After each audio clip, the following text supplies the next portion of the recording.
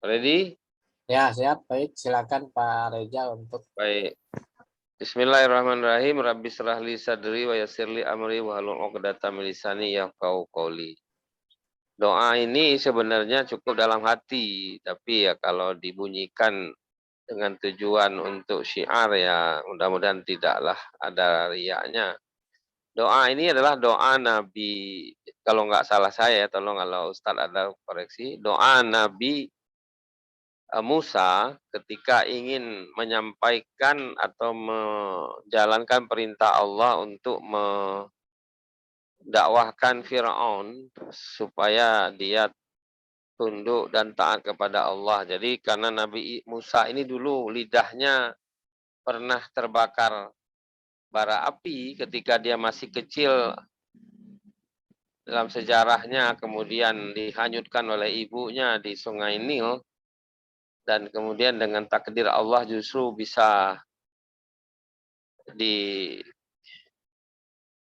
dijumpai oleh pengasuh di keluarga istana Firaun, sehingga malah yang ditakutkan oleh Firaun sehingga banyak anak laki yang lahir pada masa itu dibunuh semuanya, justru Allah dengan kekuasaannya bisa memasukkan seorang anak laki ke dalam rumahnya yang kemudian dialah yang menghancurkan Firaun itu, yaitu Nabi Musa. Jadi ketika kecil Nabi Musa ini menurut kisah ketika digendong oleh Firaun, karena dia sebenarnya Musa ini mau dibunuh juga, tapi oleh istrinya Asiyah itu meminta pada suaminya supaya untuk anak ini jangan, karena dia suka banget. Lagi pula apa sih anak kecil ini gitu. Tapi ya. kemudian biarpun masih kecil, pernah satu saat menurut kisah itu jenggotnya Firaun ditarik oleh Musa, sakitnya minta ampun, sehingga Musa mulai Firaun mulai curiga. Jadi jenggotnya Firaun ditarik oleh Musa kecil nih. Ini jangan-jangan anak ini nih yang yang dinujumin atau yang yang disampaikan oleh ahli nujumnya yang akan bisa menghancurkan dia nanti. Tapi untuk mengetes apa anak ini benar anak-anak biasa apa anak yang luar biasa, lalu disajikanlah kepada anak itu, kalau sekarang kita sebut ada sebelah kiri atau ada permen, sebelah kanan ada kayak kayak apalah, kalau kita kita coba tafsirkan kayak ada cabang kayu yang sebenarnya sudah jadi bara gitu, tapi kelihatan berwarna seperti permen juga yang sebelahnya lagi itu. Dan ketika Musa kecil ini dilepas, secara naluri dia akan pergi ke permen yang benar-benar permen dan Ya. tapi dengan takdir Allah dibelokkan untuk mau ambil bara api itu, dia dimasukin ke mulutnya, lidahnya menjadi terbakar. Nah, itu makanya Nabi Musa itu lidahnya kelu, kalau ngomong tuh agak kadel lah, kira-kira begitu. Ya. Nah, itulah sebab ketika Musa mau mendakwahkan Fir'aun atas perintah Allah, dia meminta pada Allah supaya adiknya namanya eh, adik Nabi Musa itu siapa ya? Lupa lagi. Eh, Allahumma shalli ala Muhammad. Dah di kepala saya sudah lewat-lewat namanya kok jadi lupa ya. Jadi dia minta supaya saudaranya itu Harun ya, supaya Betul. saudaranya Harun di apa di diiktiraf kalau orang Malaysia bilang, atau diakreditasi atau diizinkan Allah untuk mendampingi dia gitu. Sehingga Harun pun namanya disebut dalam Al-Qur'an dari 25 nabi yang disebutkan nama, yang sebenarnya menurut riwayat ada 123 ribuan nabi dan rasul ya, tapi yang namanya disebut di Al-Qur'an hanya 25. Tapi topik kita hari ini tidak terkait dengan urusan Nabi Musa, tapi terkait dengan leadership yang ada pada Nabi Musa, dan yang paling top pada akhir Nabi adalah Rasulullah SAW. Nah, pada hari ini, pada kali ini saya sebagai seorang dosen yang biasa aja, atau kata orang biasa di luar, atau luar biasa, yang mana terserah, Itu saya mengamati sesuatu yang unik dalam perspektif subjek atau mata kuliah leadership, terutama leadership dalam praktek dan implementasi yang ada hari-hari ini di hadapan kita sudah lebih dari 6-7 tahun, yang ditunjukkan oleh seorang Presiden Republik Indonesia yang bernama Insinyur Haji Joko Widodo, yang beliau berkenan disebut atau dipanggil Jokowi. Bicara satu nama ini tentu saja sebahagian ada yang pro, sebahagian ada yang kontra. Tapi saya yakin yang kontra ini lebih banyak tidak mengenalnya secara spesifik, baik secara personal apalagi ya, maupun secara histori dan profil yang benar. Karena rekam jejaknya tidak ada satupun kalau kita bisa explore yang membuat orang perlu membenci dia hanya karena tidak suka pada sesuatu atas informasi apapun yang dikonsumsi oleh seseorang atau atas karena kemarin Pilpres harus bersaing dengan Prabowo, bahkan kemudian kita tahu Pak Prabowo sendiri bersanding dengan Pak Jokowi sampai saat ini, yang kemudian membuktikan bahwa yang baper luar biasa, nggak rasional itu sesungguhnya adalah emosional dan hanya mengedepankan like and dislike. Tapi saya tidak mau membahas lagi urusan nomor 1, nomor 2 karena udah jadi nomor 3. Artinya sudah ditambahkan jika Jokowi Prabowo sudah dalam satu tim. Yang ingin kita bahas sekarang adalah soal saya mengamati secara setidaknya kalau dalam bahasa metodologi secara observatif ya, pengamatan secara observasi. Ketika Pak Jokowi mencalonkan diri jadi calon gubernur DKI Jakarta bersama Ahok, banyak sekali orang ingin mengganjal mereka dan ingin memenangkan pasangan rivalnya. Kalau nggak salah waktu itu Gubernur Fauzi Bowo yang kemudian menjadi incumbent lah pada saat itu. Tetapi pasangan Jokowi Basuki Cahayapurnama atau Ahok itu berhasil memenangkan pemilihan umum kepala daerah atau pemilu kada atau pilkada DKI Jakarta.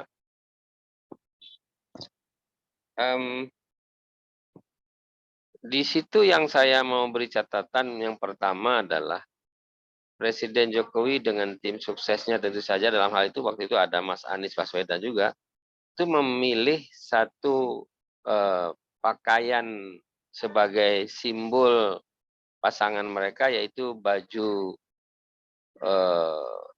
kotak-kotak gitu.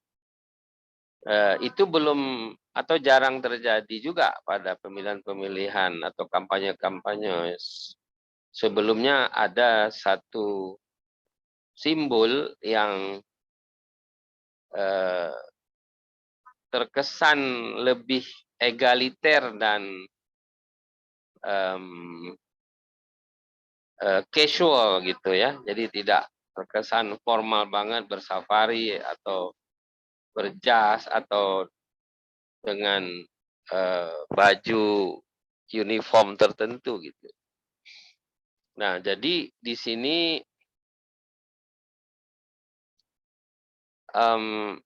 bisa kita pelajari bahwa sebuah penetrasi ke dalam relung hati publik itu bukan hanya perlu dilakukan dengan smart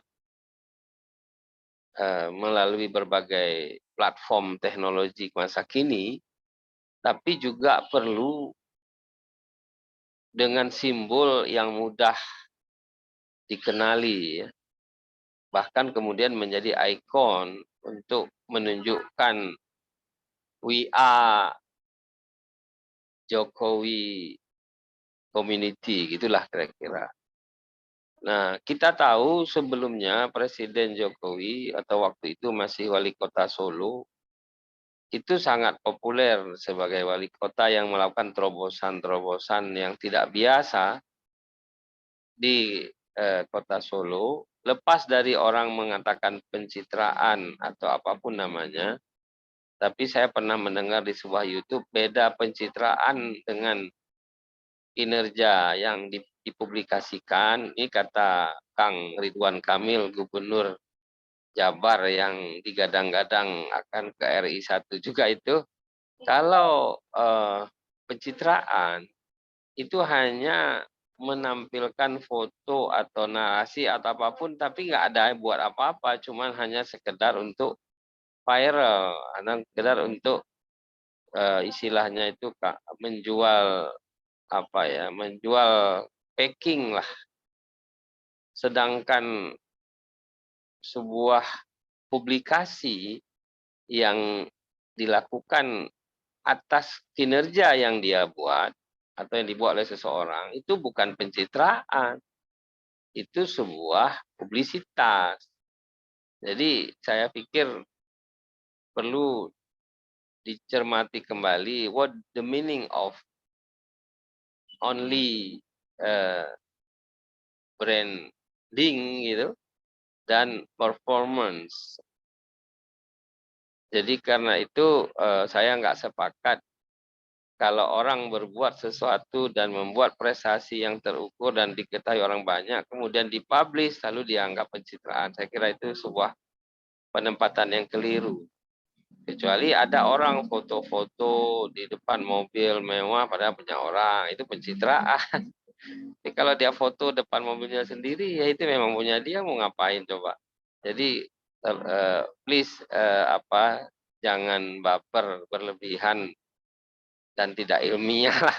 Nah, kembali ke tadi tentang leadership Presiden Jokowi yang saya amati. Yang pertama, dia seorang entrepreneurs yang dari bawah.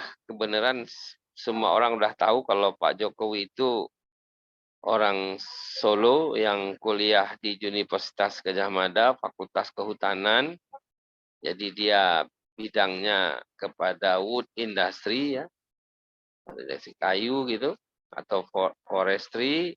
Dan pertama kali bekerja di hutan pinus Aceh di kawasan Bener Mariah, sebelah tengahnya Aceh sana, dekat dengan Gunung Lauser dan Danau Laut Tawar ke sana, yang beliau kemudian setelah bekerja di situ dan sudah mendapat penghasilan, kemudian beliau menikah dengan istrinya yang saat ini kita kenali sebagai Ibu Iriana, dan beliau juga membawa istrinya ke hutan sana tempatnya kerja.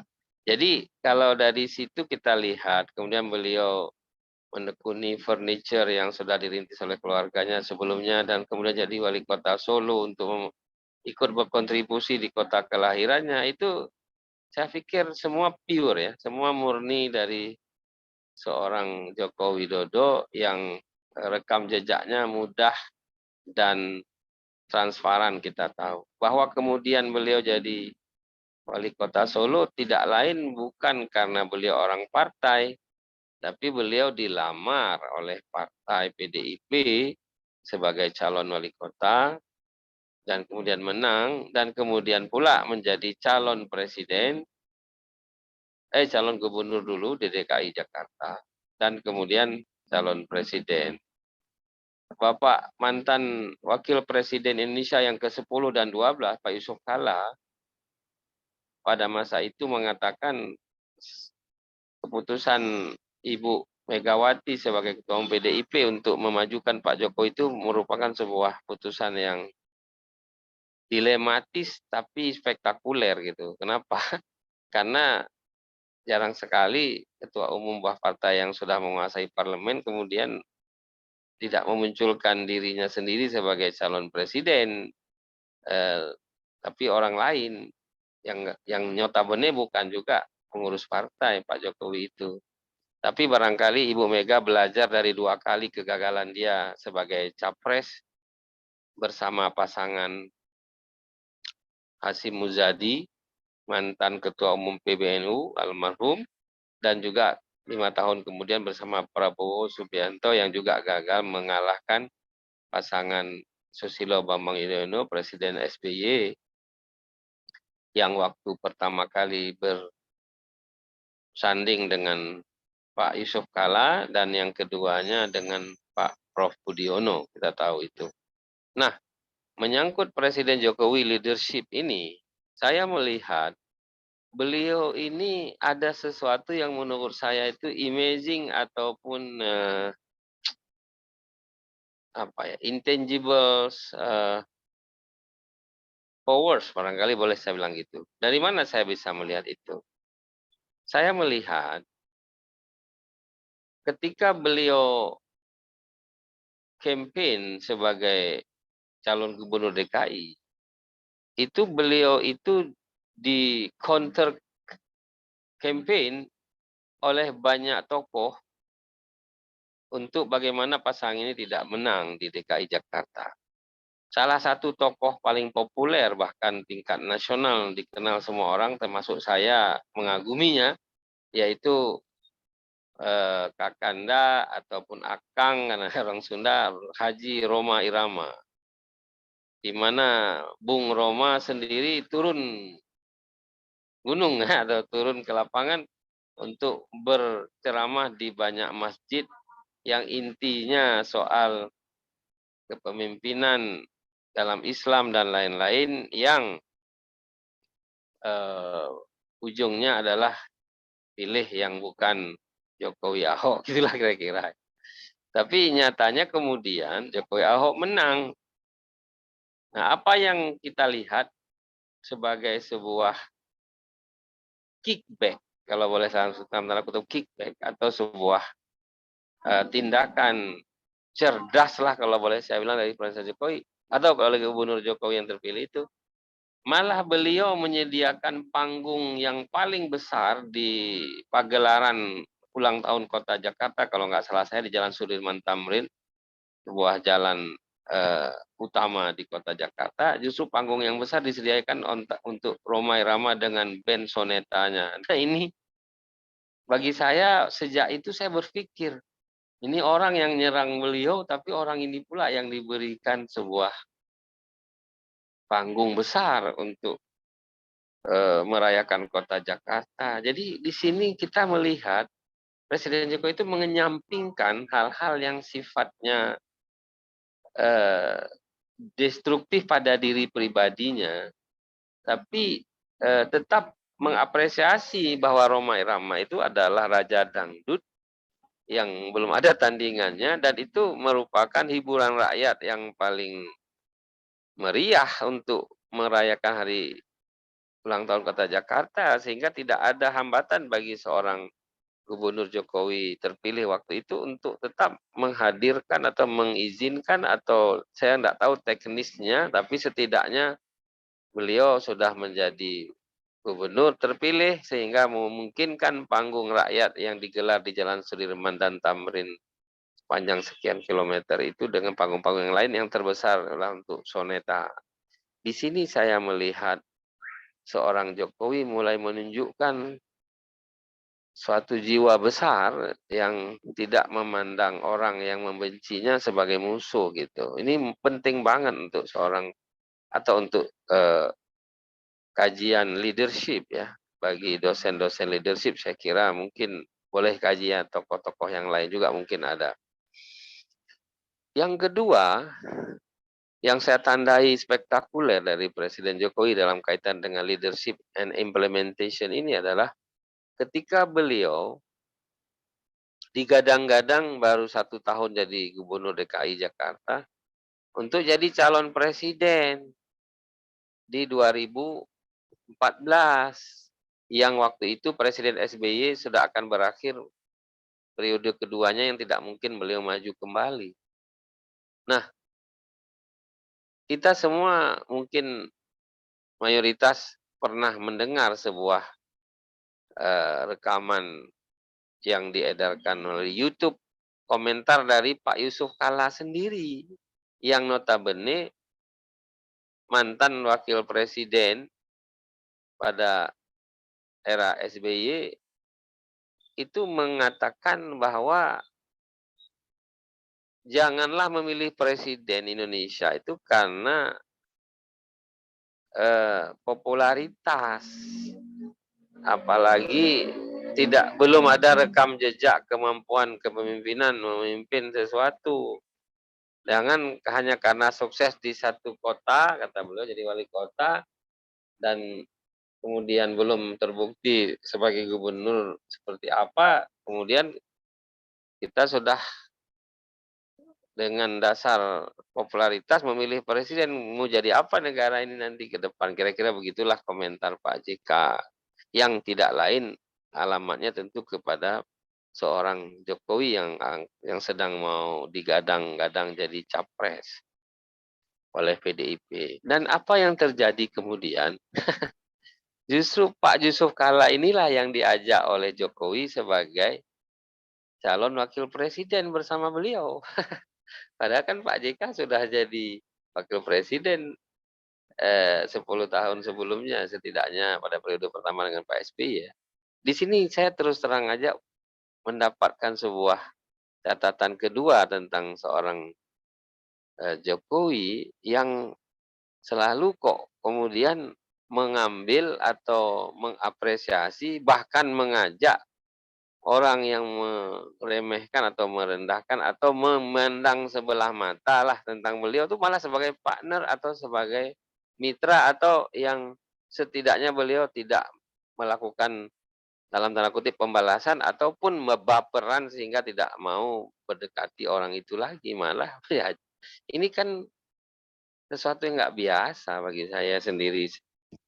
Nggak tahu kalau yang lain mungkin biasa juga melihat tempat lain, tapi ini luar biasa menurut saya. Karena eh, kita tahulah isi video atau YouTube Sukala itu benar-benar tidak pernah menganggap Pak Jokowi mampulah untuk jadi seorang presiden. Tapi apa yang kemudian kita lihat setelah beliau dalam 5 tahun pertama, apa-apa yang dahulu mangkrak atau sebahagian proyek-proyek infrastruktur tidak selesai, itu semua paling tidak sampai 90% barangkali begitu setidaknya, saya tidak punya data yang konkret, itu tuntas di tangan seorang Jokowi yang saya terus terang juga tidak menduga sebegitu mampunya beliau melakukan gebrakan yang terukur dan di-maintain terus menurut menteri-menterinya itu. Wah, beliau bisa mengunjungi 2-3 kali di satu proyek tertentu untuk mengontrolnya, monitoringnya. Wah, ini nggak biasa. Setidaknya lah saya sebagai warga kota Bekasi ya, dan warga kota Bekasi lain yang mendengar rekaman ini, itu yang namanya tol becak kayu yang hari ini kita lalui itu kan 20 tahun mangkraknya sejak jatuhnya Orde Baru Presiden Soeharto, karena itu proyek yang terafiliasi dengan grupnya anak Pak Soeharto, yaitu Bimantara kan, Bambang Triatmojo. Dan itu kemudian setelah rezim Orde Baru jatuh tahun 98 sampai 2018 lah.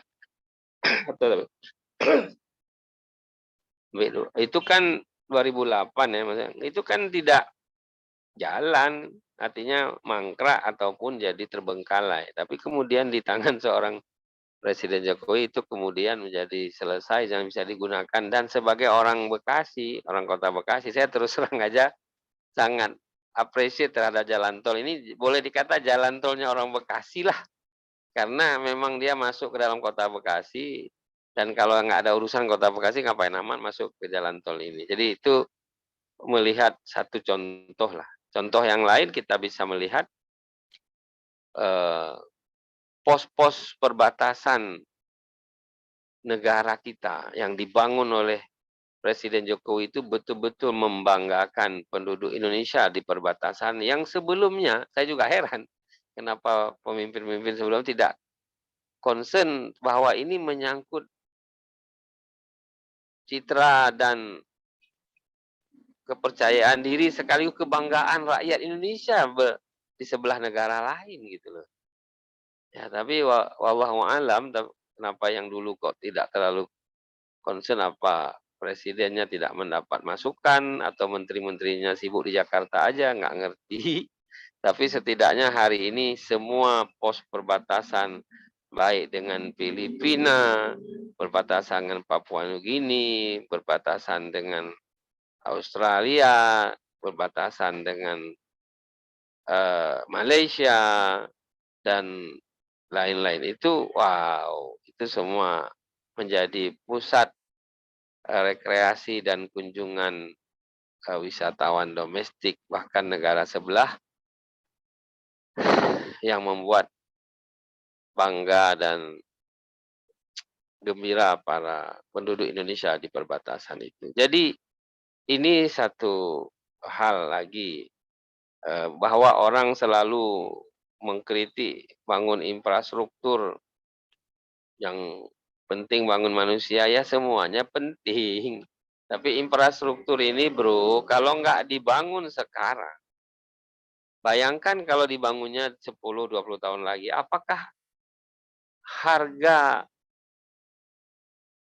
material dan ongkos pekerjaan itu masih bisa dibiayai dengan angka dan harga hari ini, dengan net present value itu?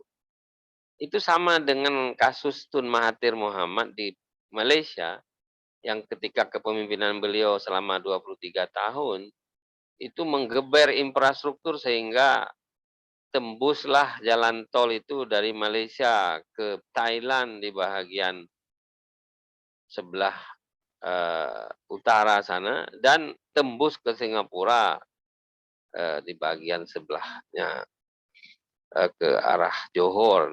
Jadi kemudian beliau membangun jembatan penyeberangan dari Pulau Pinang ke Kedah.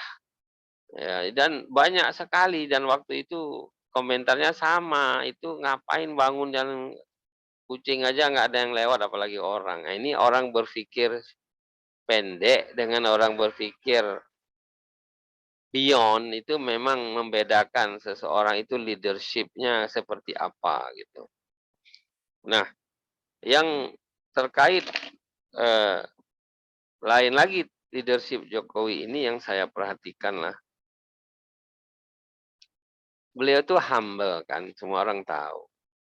Keluarganya kita tahu semua rekam jejaknya. Saya pikir belum ada tuh anak presiden, baik dari Presiden Soekarno, Presiden Soeharto, yang maksud saya yang waktunya lama-lama ya, kalau Habibie kan cuma 2,5 tahun, Pak Abdurrahman Wahid juga hampir kurang seperti itu. Itu yang anaknya nggak cawi-cawi dengan proyek-proyek pemerintah gitu loh.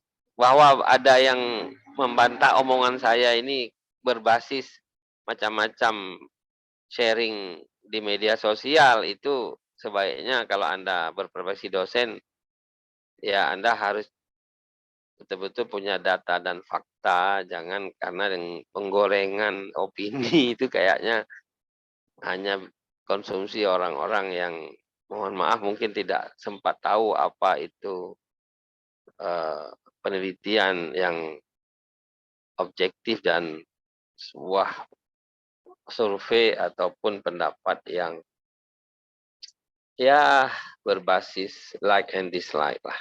Saya sendiri tidak ada urusannya dengan Pak Jokowi ini, karena saya bukan orang pemerintah juga, tidak pernah ada urusan dapat apapun, enggak. Ini murni sebagai seorang pribadi yang kebenaran beberapa waktu mengajarkan juga mata kuliah leadership. Malah saya sempat membuat buku tentang leadpreneurship, leadership dan entrepreneurship, di mana menurut saya bukanlah seorang pemimpin kalau dia itu cuma menghabiskan atau cuma bisa menghabiskan anggaran APBN untuk tingkat nasional atau APBD, itu anak tamat SMP juga bisa. Tapi justru bagaimana dia meningkatkan APBN itu yang sebelumnya tak seberapa, kemudian bisa menjadi sekian puluh kali lipat bahkan. Nah, barulah dia itu sebagai leaders. Kalau kita tahu kan ada apa bedanya leaders dengan managers kan, apalagi traders gitu kan.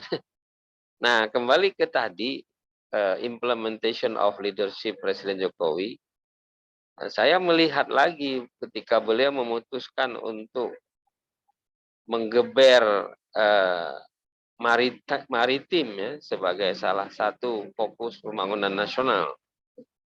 Ini luar biasa juga, apapun Presiden Abdul Wahid pertama kali barangkali presiden yang membentuk Kementerian Kelautan dan Perikanan ya. Tapi yang saya lihat di sini adalah Indonesia ini kan lebih luas lautannya daripada daratan. Tapi kan sekian belas tahun kita merdeka, fokus kita kan daratan melulu. Mengangkat Ibu Susi Pujiastuti sebagai Menteri Kelautan Perikanan sehingga beliau yang secara ya sekolah gedung gitu atau sekolah formal hanya sampai S2, tapi beliau melakukan transformasi luar biasa dan itu orang bilang gila gitu pada waktu itu karena nggak pernah ada yang berani melakukan seperti itu. Dan kepada wartawan yang bertanya, Ibu Susi mengatakan karena presiden saya quote and quote gila juga. Maksudnya beliau tidak ada tedeng-aling-aling. Kenapa? Karena Presiden Jokowi ini kan tidak punya apa ya, nggak punya sangkut paut atau sangkarut lah dengan berbagai kasus apapun di Republik ini yang terkait dengan politisi lah, dengan koruptor lah, dengan apa-apa kan. Beliau ini kan murni seorang entrepreneur, jadi nggak punya beban dalam melakukan sesuatu karena nggak enak ngan si ini, nggak enak ngan si itu dan sebagainya. Betapapun ada juga pasti satu dua orang yang beliau nggak enak, tapi setidaknya bukan beliau sendiri yang ada vested interest di situ sehingga melakukan atau tidak melakukan. Itu yang paling penting, check and balances seorang pemimpin itu ketika dia itu tidak ada vested interest di dalam sesuatu yang dia lakukan gitu. Nah, ini menurut saya sebuah hal yang agak unik. Kemudian yang ketiga atau keberapa sudah ini saya melihat dari segi gesture gitu ya. Gesture itu ya. Jadi appearance-nya, kemudian bahasa tubuhnya dan ya fisikalnya Presiden Jokowi ini kan kurus gitu ya, boleh bilang krempeng gitu kan. Wajahnya kayak memelas begitu kan. Sementara Pak SBY lihat sendiri ya, dengan orang militer ya, dengan tinggi besar, tegap dan apa. Pak Harto kayak mana gitu. Bung Karno apalagi karismanya ya.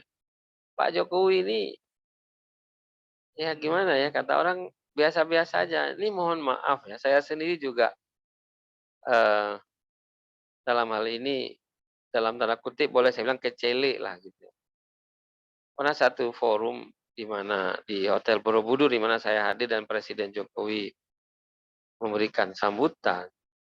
Itu saya kemudian melihat oh ini kebiasaan yang baik dari beliau. Sambutan beliau itu bukan sekedar berdiri di podium kemudian berapi-api atau mencari perhatian orang atas beliau sendiri, tapi melakukan presentasi dengan sangat baik PowerPoint-nya disiapkannya sehingga beliau menyampaikan sesuatu itu secara data dan fakta gitu. Bukan penuh dengan kata-kata mutiara, puisi, entah apa-apa itu yang sambutannya cuma sekedar baik saya jaga public speaking tapi tidak ada apapun yang bisa diketahui oleh publik apa yang sedang terjadi progres dalam era yang sedang beliau pimpin saat itu dan saat sekarang. Jadi ini menurut saya good presiden karena dia bukan mau pidato di situ, dia mau menjelaskan apa yang sedang dan akan dilakukan, yang telah, sedang dan akan dilakukan. Itu saya kira sebuah model yang sangat bagus untuk seorang pemimpin yang saya tahu itu tidak dilakukan oleh banyak kepala daerah di bawahnya baik gubernur, bupati, apa wali kota gitu ya. Jadi semua lebih kepada supaya orang berpusat pada personality dia bukan pada apa yang dia sudah buat. dan apa kendala yang dihadapi yang memerlukan dukungan dan perhatian dan sekaligus mungkin doa dari yang lain juga. Nah, ini sesuatu yang menarik lain yang saya lihat adalah ketika Presiden Soekarno kita tahu bagaimana beliau. Jadi membandingkan bukan satu lebih baik yang lain, bukan. Ini masalah karakter dan kehebatan masing-masing. Terus terang saya pernah berjabat tangan dengan Presiden Soeharto pada satu event dan saya menunduk ketika menyalami beliau di Istana Negara. Kemudian pernah juga saya bersalaman bahkan diterima resmi oleh Presiden SBY. Apapun waktu itu beliau sudah bersara ya, sudah tidak jadi presiden di rumah beliau di Grand Kuningan, malah beliau menggenggam tangan saya, dua tangan beliau, karena waktu itu saya datang bersama wakil rektor University Kuala Lumpur yang waktu itu mereka meminta saya mencari akses supaya Presiden SBY berkenan menghadiri acara wisuda University Kuala Lumpur di Putrajaya Convention Center pada 12 Oktober 2018. Saya ingat banget karena itu hari ulang tahun saya 12 Oktober. Jadi eh, Presiden SBY diundang untuk dianugerahkan Dr. Honoris Causa.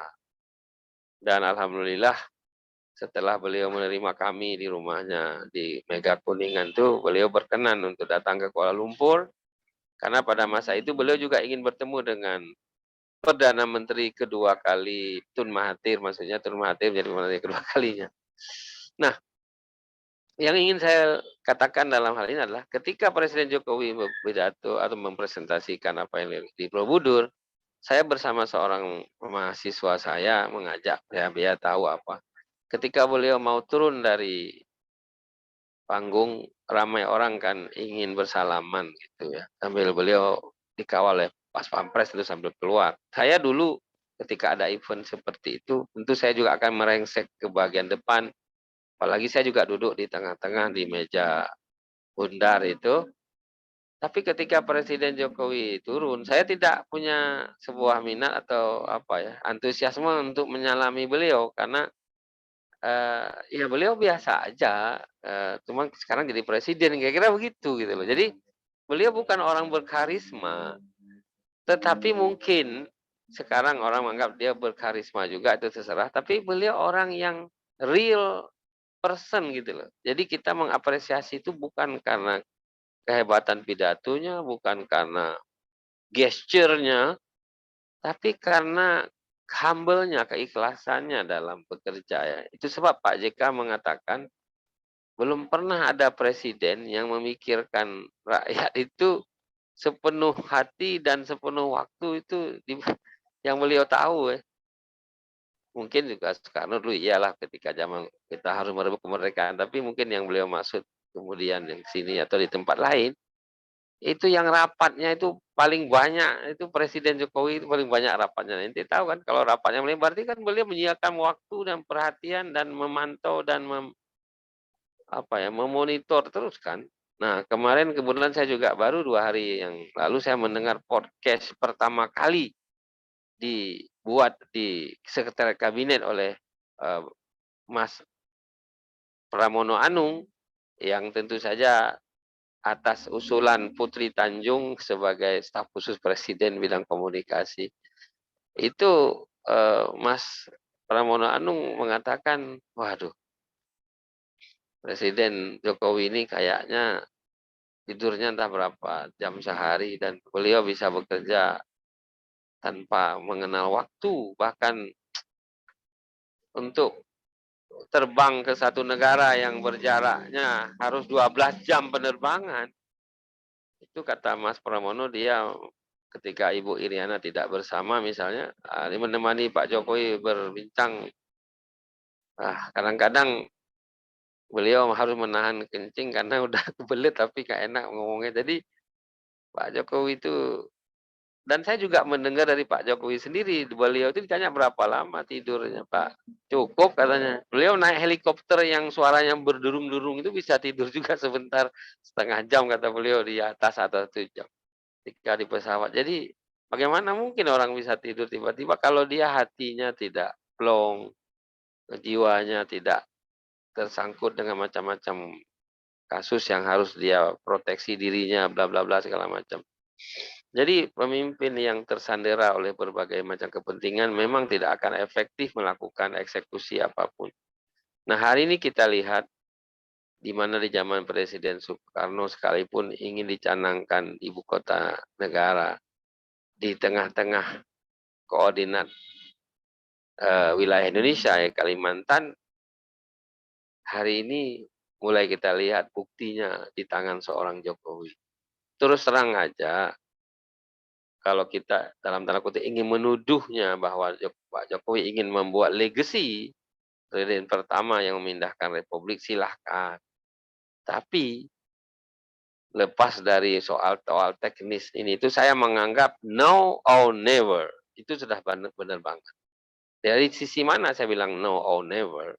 Pertama, dukungan politik yang sangat solid di DPR, yang mungkin tidak mudah didapat oleh presiden lain di masa depan. Betapapun bukan hal mustahil juga. Tapi kemudian APBN kita memang sanggup, setidaknya kan itu tidak semuanya dari APBN, dari dunia usaha, hubungan beliau dengan pangeran-pangeran di Middle East, ya. Dan yang tidak kalah penting adalah beliau melakukannya itu secara terukur, dan itu sudah dirancang dari 2017. Kita tahu Presiden Jokowi periode pertama 2014 ke 2019. Kemudian dilanjutkan 2019 sampai 2024 nanti. Jadi bukan tiba-tiba juga sebenarnya hal itu. Nah, saya sendiri termasuk orang yang bertanya-tanya ketika ibu kota itu kok Kalimantan. Kalau Malaysia kan mindahnya Putrajaya, itu bukan mindah ibu kota, dia memindahkan pusat pemerintahan. Beda ya, memindahkan ibu kota dengan memindahkan pusat pemerintahan. Yang dilakukan oleh Malaysia adalah memindahkan pusat pemerintahan. Ibu kotanya tetap Kuala Lumpur, ibu kota negaranya. Dan dia jaraknya kita tahu kan nggak jauh kan, cuma sekitar berapa itu, 60 km lebih kurang ke arah bandara KLIA. Nah, tapi ini kan itu Kalimantan sono, sehingga membuat orang pun menjadi bertanya-tanya, ini masuk akal apa ini pindahnya begitu, harus sekian jam terbang dan sebagainya. Memang dulu pernah ingin dipindahkan oleh Presiden Soeharto ke Jonggol, ya. Jonggol itu lebih kurang kayak Kuala Lumpur memindahkan ke Putrajaya lah. Tapi tidak terlaksana kan. Karena ya seperti tadi beliau sering kan kemudian jatuh ya pemerintahannya. Jadi apa yang ingin saya sebut di sini adalah ibu kota negara yang disebut Nusantara sekarang itu sudah menjadi sebuah proyek besar yang sekali lagi saya juga ingin mengingatkan apa yang Pak Jokowi bolak-balik mengingatkan, wah ini bukan pindah fisikal sebuah kota, sebuah pusat pemerintahan dalam arti fisik, tapi pindah mindset, pindah cara kerja, pindah budaya berpikir yang semuanya ingin diwujudkan dalam bentuk nyata di lokasi yang baru, dan itu memang nggak mungkin dibuat secara by design kalau tidak di tempat yang baru dengan dari awal sudah didesain sedemikian rupa, baik penggunaan digital government service maupun pola kerja dan budaya kerja serta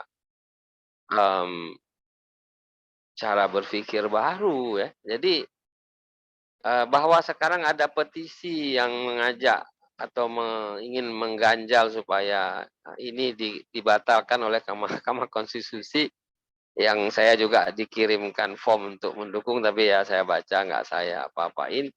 Dan sekarang sekian profesor, saya juga berpikir begini ya, boleh jadi senior-senior yang profesor itu mengajukan itu, menurut saya mungkin di satu sisi beliau mungkin nggak setuju dengan berbagai pertimbangan ini itu, tapi di sisi lain boleh jadi juga beliau berpikir beyond juga, ingin supaya Mahkamah Konstitusi mengkaji undang-undang IKN ini, dan kalaupun kemudian mereka mengatakan tidak ada yang dilanggar secara konstitusi dan baik-baik saja, setidaknya apa yang dibuat Presiden Jokowi itu lebih memberikan legitimasi yang lebih mendalam dengan adanya uji publik atau adanya uji atas judicial review atas undang-undang yang sudah diputuskan oleh parlemen. Jadi kita harus melihat dari sisi positifnya aja lah, bahwa seperti juga yang kita viral mendengar Bang Faisal Basri begitu getolnya mengkritisi tentang kepindahan ibu kota negara, dikaitkan dari sisi beliau sebagai ekonom, baik soal anggaran negara, soal prioritas pembangunan yang sekarang sedang COVID dan sebagainya. Kita harus menghargai kajian-kajian para ahli itu. Betapapun beliau juga mengatakan kalau nanti Mahkamah Konstitusi mengesahkan dan tidak, ya kita harus mendukung dan mengkritisinya terus untuk supaya jangan sampai sejarah negara-negara yang gagal memindahkan ibu kota itu terulang di Republik kita. Jadi saya berpikir leadership Presiden Jokowi ini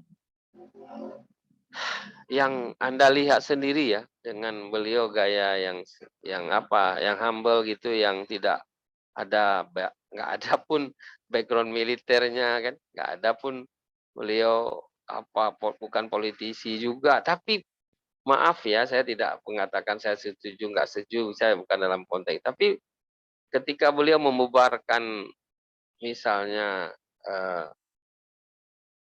Hizbut Tahrir Indonesia (HTI) itu kan nggak dilakukan atau tidak ada yang melakukannya, bahkan setelah SBY 10 tahun pun tidak. Lepas daripada debat tebal soal ada filosofi khilafah dan lain-lain yang diusung oleh kawan-kawan yang bergabung HTI, itu bukan urusan saya tidak punya keahlian di situ. Tapi Presiden Jokowi berani membubarkannya, yang artinya membuat beliau jadi dianggap dalam tanda kutip berseberangan dengan Islam, apalagi dengan FPI. Persoalannya apakah betul berseberangan dengan Islam atau berseberangan dengan organisasi yang menggunakan Islam sebagai simbol organisasinya, itu soal lain lagi. Karena Presiden Jokowi juga Muslim juga. Jadi ini saya nggak mau terlalu lama ngomong ini karena bisa ya orang menyerang seakan-akan saya setuju atau bagaimana. Dan ini bukan setuju nggak setuju, itu urusannya, bahwa kalau emang itu nggak benar ya silahkan bawa ke Mahkamah Konstitusi atau ke Mahkamah Agung, itu aja untuk mengatakan benar tidak secara konstitusional.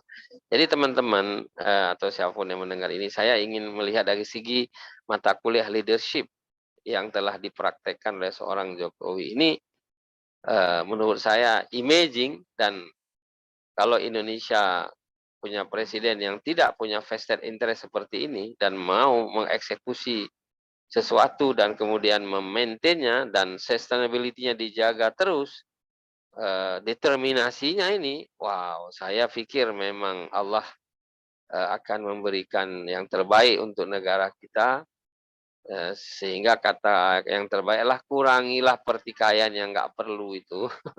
Karena Pancasila dengan silanya itu merupakan anugerah yang telah dihadiahkan oleh the founding fathers, yang kita tahu mayoritasnya juga pakar-pakar Muslim.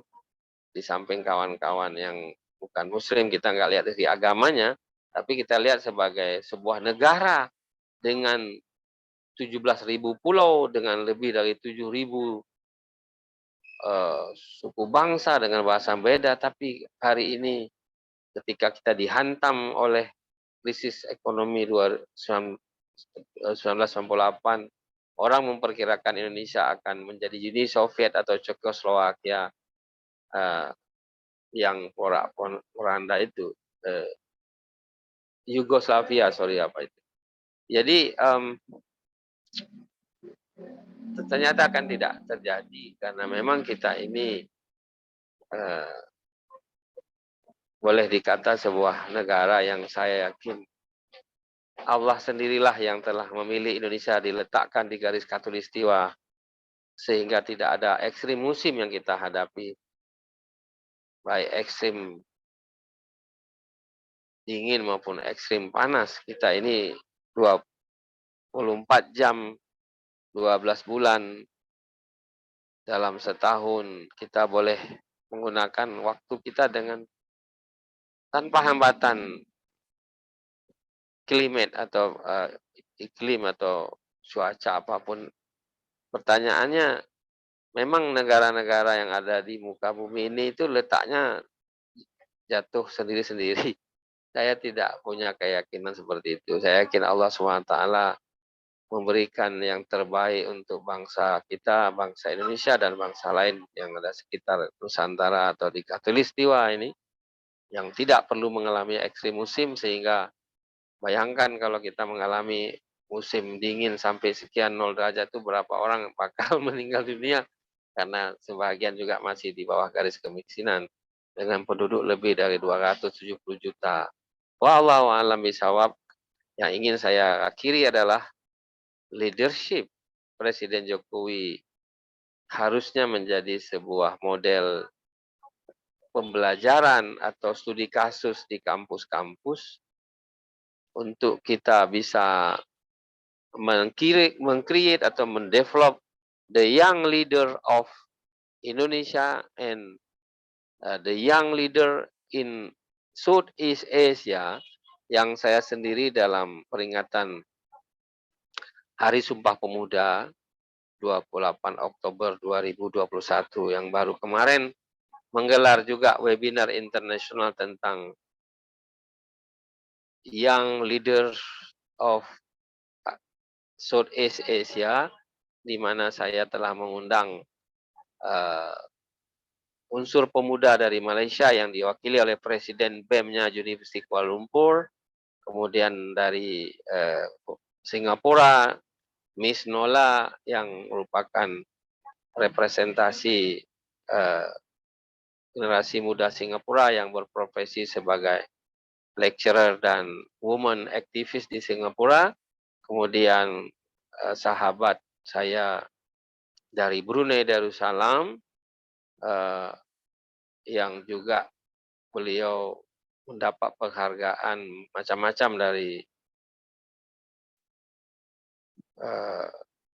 dari Raja Brunei-nya sendiri, Sultan Bolkiah, kemudian dari Thailand juga Saudara Ibrahim, kemudian juga dari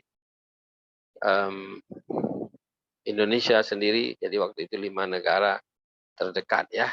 Jadi saya pikir anak-anak muda Indonesia, marilah Anda mempersiapkan diri untuk ikut membangun Indonesia dengan lebih murni tanpa sangkarut berbagai macam kepentingan politik, apalagi hanya hubud dunia yang sementara ini.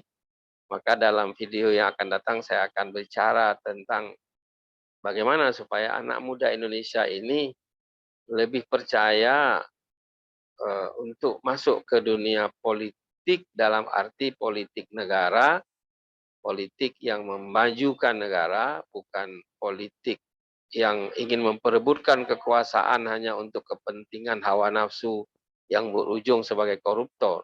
Kita akan bicara tentang itu pada episode yang berikutnya. Thank you very much for your attention, dan best regard untuk Kang Indah Gumilang sebagai host dan sekaligus eksekutif secretary dari ASEAN Lecturer Community yang telah menyiapkan rekaman ini, yang tadinya di awal mau nanya-nanya boleh, ternyata saya ngomong terus sampai 1 jam, jadi tak perlu tanya lagi supaya nggak kelamaan. Gitu, Bro Indah Gumilang. Baik, terima Ya, kasih Pak Reza. oke, kita